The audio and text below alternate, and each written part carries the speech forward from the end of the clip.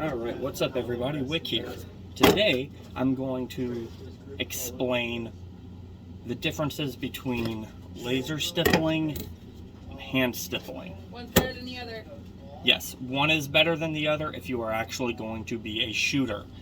If if you're making just Gucci Glocks that are going to be safe queens, then by all means, laser stipple it. Looks super cool, but it's slick. Now all these little tiny indents and stuff, if you're actually shooting, the sweat from your hand, the dirt, the grime, everything is going to fill those in, and it's just going to become slick as glass real quick.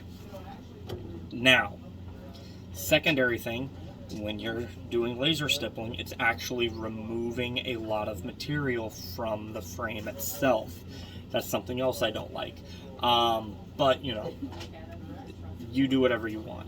So I had two Glocks come into the shop, both with this laser stippling done to it. The guy's a competition shooter. He spent, I don't even want to think about how much money to have these laser stippled.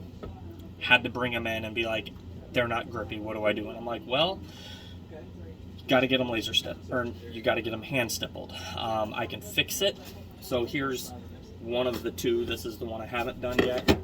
This is the one I have done. He decided to go with the standard pattern that basically everybody chooses. It is like the perfect level of grip.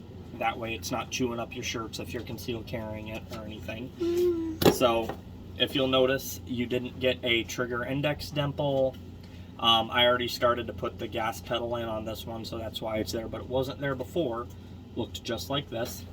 And he has a small undercut. The undercut's fine, fits in your finger just well. So I gave him a deal because I'm doing two guns for him, and I don't have to do the undercuts. Normally I do. So this is what it looks like after I have fixed it. Not necessarily fixed it, just improved it so it will function well for what he wants. You now have the gas pedal here. So when you are gripping that weapon, your thumb will just lock right in place. It allows you to have a good purchase on it when you are shooting that weapon. You've got your trigger index dimple, which is just a nice spot for your finger to rest when it is not on the trigger. It helps with your manipulations. It's just a nice thing to have. Now, I can do any variety of patterns you want. I've got like 40 different bits. I can mix and match. You show me a picture of something you want from the internet, there's a pretty good chance I'll be able to do it as long as it's a hand stipple job.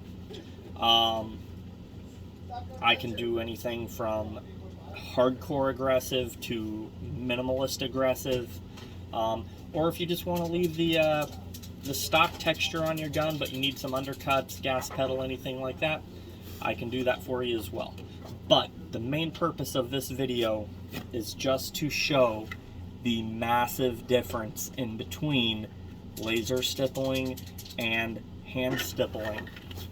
Now, realistically, it all boils down to what do you want? What are you gonna do?